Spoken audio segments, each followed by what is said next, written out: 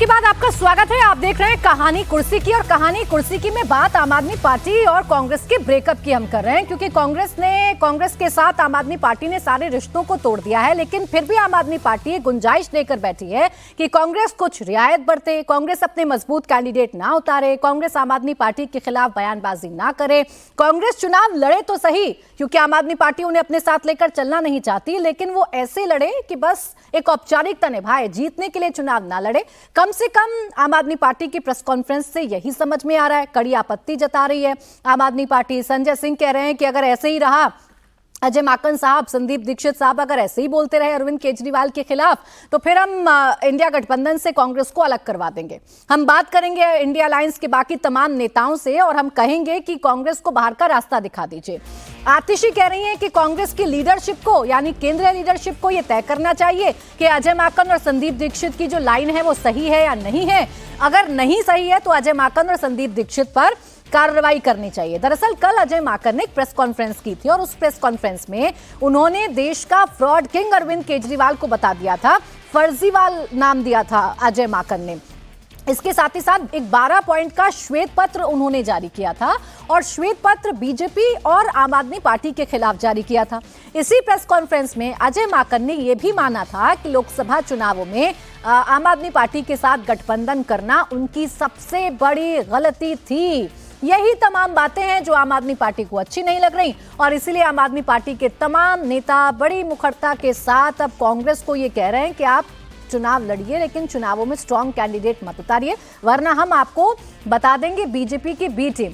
अब ये चुनाव लड़ने का विजय जी कौन सा नया फॉर्मूला बता रही है आम आदमी पार्टी? एक तो आप अपने साथ लेकर नहीं चलना चाहते, आपने कह दिया हमारा और आपका रिश्ता खत्म, हम आपके हैं कौन।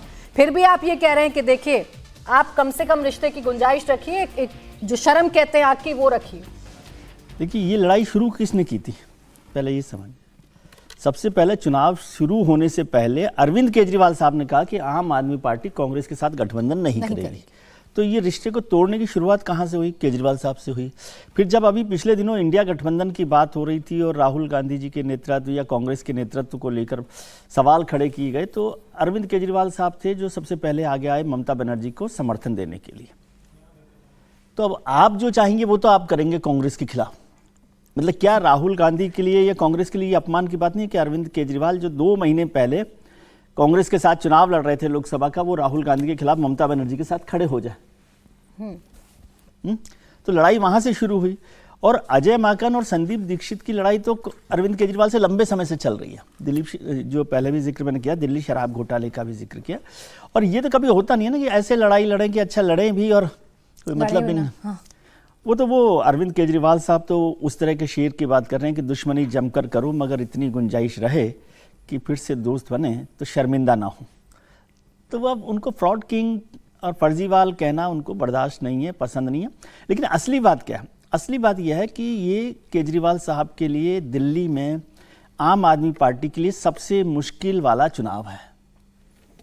सबसे मुश्किल वाला चुनाव। एक तो पिछला साल पूरा उनका सभी मित्र मंडली समेत जेल में गुजरा, अलग अलग कारणों से, आरोप रहे नहीं रहे वो तो अलग है, जेल से निकला, तो उससे भी सरकार को चलाने में मुश्किल हुई। फिर ना चाहते भी आतिशी जी को उनको मुख्यमंत्री बनाना पड़ा और लगातार संगठन में, पार्टी में कमजोरी आ रही है। सरकार के भी कोई ऐसा वादा वो नहीं बता पा रहे कि जो 10 साल में उन्होंने किया। और सबसे बड़ा वादा तो यमुना में स्नान का था। हर्षवर्धन जी तो अभी कुंभ में चले जाएंगे स्नान करने, दिल्ली वाले कभी यमुना में स्नान करेंगे, ये मुश्किल काम है और वो केजरीवाल साहब नहीं करवा पाए। तो इस समय सबसे स्लिपरी ग्राउंड पर अरविंद केजरीवाल और उनकी पार्टी है, ये उनको महसूस हो रहा है। इसी कांग्रेस, इसी संदीप दीक्षित, इन्हीं अजय माकन से तो वो पिछले 15 साल से लड़ रहे थे, 10 साल से लड़ रहे थे, तब तो कभी नहीं बोला उन्होंने। आज ऐसा क्या हो गया कि संदीप दीक्षित इतने बड़े नेता हो गए? और अरविंद केजरीवाल जी साहब के लिए तो ये नहीं सोचना चाहिए भाई वो हार जाएंगे, संदीप दीक्षित खड़े हो रहे हैं। नाम लेके कह रहे हैं, लेकिन हाँ, नाम लेकर कह रहे हैं। तो इसका मतलब है कि आप अपने में कहीं कमजोर महसूस कर रहे हैं और अब इस लड़ाई को ताकत से लड़ना चाहिए। जो भी खड़ा होगा वो कौन, देखिए कोई भी निर्दलीय भी उम्मीदवार खड़ा होता है तो जीतने के लिए खड़ा होता है ना।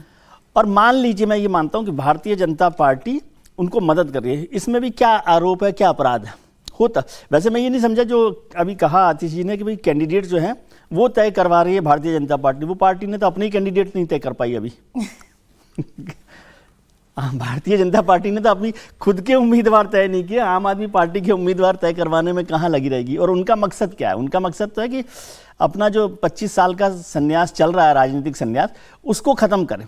भारतीय जनता पार्टी उसके लिए कोशिश कर रही होगी, लेकिन ये सारे बयान मुझे बता रहे हैं कि उनकी निराशा, उनकी हताशा दिखा रही है। और ऐसा करेंगे तो लोगों को लगने लगा कि ये पार्टी हारने ही वाली है चुनाव। नहीं, ये ऐसी सिचुएशन नजर आ रही है ना आतिशी और संजय सिंह को सुनने के बाद हर्षवर्धन जी, ऐसा लग रहा है कि दो बेस्ट फ्रेंड हैं, दोस्ती टूट गई, एक दोस्त अलग हो गया, लेकिन फिर भी उसको उम्मीद है कि किसी दूसरे का दोस्त ना बने, किसी दूसरे से दोस्ती ना निभाए। मेरे दोस्त को मैं दुश्मन की तरह तो देखूंगा, लेकिन किसी और का दोस्त ना बन जाए जाकर।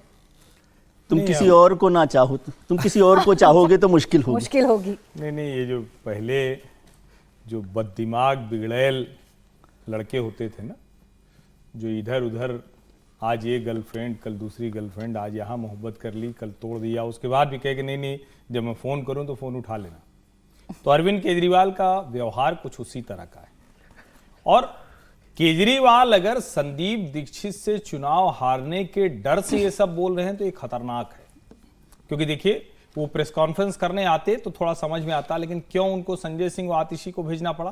क्योंकि अगर वो आते ये बात कहते तो शायद आज ही ये चुनाव वो हार जाते, आज ही ये तय हो जाता कि वो संदीप दीक्षित के सामने चुनाव हार रहे हैं।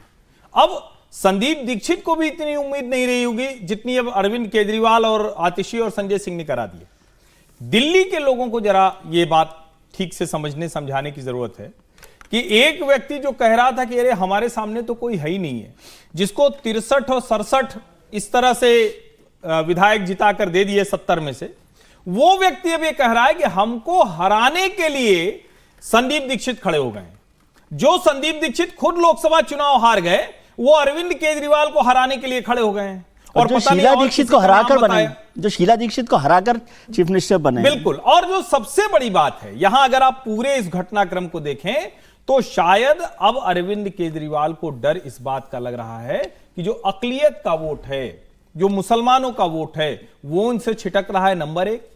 Middle class Bharatiya Janata party के साथ पूरी तरह से जा रहा है, नंबर 2। और जो दिल्ली में जिसको हम एलीट क्लास कहते हैं, वो इनकी एनार्की से परेशान हो गया है। ये जो तीनों अलग अलग सेगमेंट हैं जो जिसको हम कहेंगे जो डिसाइड करेंगे, अब बचता है चौथा वाला। चौथे वाले में कितने लोग होंगे जो इनके कहने की बात सुनेंगे और कितने लोग होंगे जो प्रवेश वर्मा की बात सुनेंगे, ये भी बड़ा सवाल है। अब प्रवेश वर्मा का आपने जिक्र कर दिया और आपने अकलियत के वोट बैंक का भी जिक्र किया, तो आज इमाम एसोसिएशन इकट्ठा होकर गया था अरविंद केजरीवाल से, कह रहा है भाई आप सैलरी नहीं दे रहे, हमें सैलरी बढ़ाना तो दूर, हमें 17 महीने से सैलरी नहीं मिल पाई है, कम से कम सैलरी तो दीजिए। और मिल नहीं रहे अरविंद केजरीवाल उनसे। हालांकि परसों का समय मिल गया है, परसों अरविंद केजरीवाल मिलेंगे इमामों से और उसके बाद उनकी समस्या हल होगी या नहीं होगी। लेकिन प्रवेश वर्मा का आपने जिक्र कर दिया, तो ये कैशकान का मसला अब सड़कों पर आ गया है। प्रवेश वर्मा की तरफ से कहा जा रहा है मेरी संस्था है, 25 साल पहले पिताजी ने ये संस्था बनाई थी और इससे हम मदद करते हैं पीड़ित महिलाओं की या गरीब महिलाओं की या गरीब लोगों की। इसमें आपको दिक्कत क्या है? यानी जो 2100 रुपए वाले का जो काउंटर था समीर जी, वो 1100 रुपए वाला काउंटर बीजेपी ने ढूंढ लिया है या प्रवेश वर्मा ने ढूंढ लिया है? देखिए, मुझे लगता है प्रवेश वर्मा पे आरोप लगाना अरविंद केजरीवाल का मुझे लगता है सरासर गलत है। अभी प्रवेश वर्मा उम्मीदवार डिक्लेयर नहीं हुए, आदर्श आचार संहिता अभी दिल्ली में लागू नहीं हुई है। अगर वो किसी संस्था में काम कर रहे हैं और अगर कुछ सहायता कर रहे हैं तो उसमें क्या गलत है? मुझे लगता है कि अरविंद केजरीवाल को यह डर है कि इस बार प्रवेश वर्मा अगर वहां से चुनाव लड़ते हैं और जिस तरीके से कांग्रेस ने वहां पर शीला दीक्षित के बेटे को चुनाव पे उतार दिया है, तो अरविंद केजरीवाल के लिए अब बहुत ज्यादा सुरक्षित सीट नहीं है नई दिल्ली। और उन्हें डर सता रहा है कि कहीं इस सीट से उन्हें कोई चमत्कार के कारण हार न करना पड़े और कहीं ऐसा न हो कि इस बार दिल्ली में उन्हें उनकी सरकार को मुखी खानी पड़े। देखिए, अरविंद केजरीवाल के जो कांग्रेस से नाराजगी है, सबसे बड़ा कारण ये है पंजाब का कारण। पंजाब में जहां इतनी आम आदमी पार्टी मजबूत थी, लोकसभा में चुनाव हुए तो 7 सीटें कांग्रेस जीत जाती है और आम आदमी पार्टी सिर्फ 3 सीटों पर रहती है। अभी जब उपचुनाव हुए महाराष्ट्र और हरियाणा के साथ 4 सीटों पर पंजाब के, तो 3 सीटें आम आदमी पार्टी जीतती है, कांग्रेस जीत जाती है। और उसके बाद जो अभी 4 दिन पहले कॉर्पोरेशन के इलेक्शन हुए थे, उसमें कांग्रेस ने बहुत अच्छा प्रदर्शन किया, जिसके कारण 4 से 5 नगर निगम में आम आदमी पार्टी बहुमत बनाने से चूक गई है। तो मुझे लगता है कि एक डर भी कांग्रेस को लग रहा, आम आदमी पार्टी को लग रहा है कि पंजाब में जिस तरीके से कांग्रेस प्रदर्शन कर रही है उसकी नाराजगी, और दिल्ली में जिस तरीके से कांग्रेस ने पहली बार हुआ कि चुनाव घोषित नहीं हुआ, 47 उम्मीदवार डिक्लेयर कर दिए और बहुत अच्छे उम्मीदवार डिक्लेयर करे, तो यह डर बता रहा है कि भारतीय जनता पार्टी के खिलाफ और आम आदमी पार्टी के खिलाफ जिस तरीके से कांग्रेस कैंडिडेट उतार रही है और 99 लोकसभा सीटें जीती है, और लोकसभा चुनाव का अगर आप दिल्ली में भारतीय जनता पार्टी कांग्रेस का प्रदर्शन देखेंगे तो आम आदमी पार्टी से बेहतर प्रदर्शन रहा है। तो अरविंद केजरीवाल को डर है कि कहीं राहुल गांधी का चुनाव प्रचार और कहीं दलित और ओबीसी जो लंबे समय तक आम आदमी पार्टी के साथ जुड़े रहे वो वापस कांग्रेस के पास नहीं चले जाए। यही तो केजरीवाल है जो 2013 में जब कांग्रेस के साथ गठबंधन की पहली बार सरकार बनाई थी, जब सरकार से बाहर हुए तो क्या कहा था कि मेरी बहुत बड़ी गलती रही कि मैंने कांग्रेस के साथ मिलकर सरकार बनाई है, अब मैं कांग्रेस के साथ कभी गठबंधन नहीं करूंगा। उसके बाद आप लोकसभा में गठबंधन करते हो, हरियाणा में आप सीटें मानते हो। दिल्ली का दंगल बड़ा दिलचस्प हो गया, एक के बाद एक प्रतिक्रियाएं सामने आ रही है। कांग्रेस पर आरोप लगा दिए, ये टकराव आया तो बीजेपी चुटकी ले रही है। क्या कह रहे हैं सुधांशु त्रिवेदी, वो सुनवा देते हैं। देखिए, खबरों में येन केन प्रकरण बने रहने की चाहत और छटपटाहट के चलते आम आदमी पार्टी अक्सर चित्र विचित्र प्रकार के बयान देती रहती है, और यह बयान भी उसी श्रृंखला का एक रोचक, इंटरेस्टिंग कहूँगा, इंटरेस्टिंग, मज़ेदार मगर रिवीलिंग बयान है, रहस्योद्घाटन करने वाला बयान है। इसलिए कि अब इससे एक बात उनसे अनजाने में साफ हो गई कि उन्होंने दिल्ली चुनावों में अपनी पराजय स्वीकार कर ली है। आम आदमी पार्टी का यह बयान दिल्ली के चुनावों में उनकी अवश्यंभावी पराजय की स्वीकारोक्ति है। यह उनकी तयशुदा शिकस्त का इकबालिया बयान है, और अब उस हार के आधार बनाने में, यानी हार की भूमिका बनाने की छटपटाहट में वो यहां तक चले गए हैं कि बीजेपी नहीं, कांग्रेस में भी अपनी हार के आधार अभी से बनाने शुरू कर दिए। पर इससे एक और बात साफ हो जाती है, दिल्ली की जनता को अच्छी तरह याद होगा कि मात्र 6 महीना पहले ये इंडी गठबंधन के रूप में ये साथ में चुनाव लड़े थे। अब साफ दिखाई पड़ता है कि इस तथाकथित मोहब्बत की दुकान के जितने भी किरदार थे, एक दूसरे के खिलाफ कितने नफरती और जहर भुजी बातें अपने दिल में रखे हुए थे। और मैं यह भी कहना चाहूंगा कि इससे साफ हो गया है कि आम आदमी पार्टी और कांग्रेस का जो गठबंधन था, हरियाणा चुनाव में जैसी हैसियत कांग्रेस ने दिखाई आम आदमी पार्टी को, आज दिल्ली में वही हैसियत आम आदमी पार्टी कांग्रेस को दिखाने का प्रयास कर रही है। तो इससे बहुत साफ हो गया है कि इन दोनों दलों के बीच में जो ये गले मिलते दिख रहे थे, ये वैसे ही गले मिल रहे थे जैसे अलाउद्दीन खिलजी अपने चचा जलालुद्दीन खिलजी से गले मिलता था, और दोनों की नजर इस पे थी कि कौन दूसरे को निपटा कर गद्दी पर पूरा कब्जा कर ले। अब देखिए, इस लड़ाई में सबसे ज्यादा फायदा अगर किसी को होगा तो भारतीय जनता पार्टी को हो सकता है, और वही जो संतोष है वो चेहरे पर बीजेपी के नेताओं के नजर आ रहा है, और कह रहे हैं रिवीलिंग प्रेस कॉन्फ्रेंस की है, रहस्य उजागर हो गया है, क्योंकि आम आदमी पार्टी ने अपनी हार मान ली है। और ये हार किसकी वजह से हो रही है? कांग्रेस की वजह से हो रही है। कांग्रेस पर अभी से ठीकरा फोड़ रही है आम आदमी पार्टी। यानी दिल्ली का जो दंगल है वो दिलचस्प होता जा रहा है। आपस में तीनों पार्टियां उलझी हुई हैं।